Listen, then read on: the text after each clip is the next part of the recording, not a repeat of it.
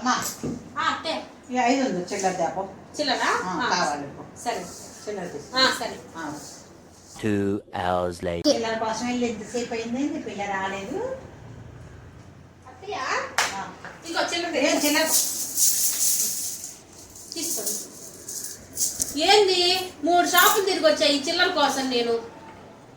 Last ఎక్కడ తెచ్చాను? చిల్లర తెమ్మాయా అంటే నువ్వు ఈ మంత్రి ఈ చిల్లర తెచ్చావా?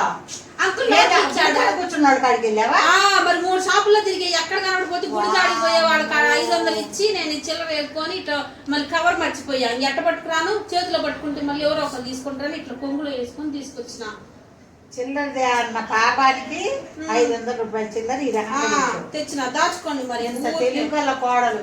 చిల్లర అంటే 100 తీసుకురావచ్చుగా అమ్మాయి. నోట్లేగా చిల్లర ఎట్టయితే ఆయన 100 రూపాయలు ఇచ్చాడు, ఇక్కడే ఉన్నాయి అయ్యి. మరి అంత దూరం ఎందుకు వెళ్తాను నేను? కరెక్ట్. చిల్లర అంటే చిల్లరే తేవాలి, మరి నోట్లు తేవాలి. మరి ఎట్ట తెస్తారు నోట్లు? మళ్ళీ చూతారు కదండి. దాచుకోండి ఇంక అయ్యైనా. మళ్ళీ అంత దూరం పోయాను అనుకున్నారు ఆ శివాలయం కాడికి పోయినా.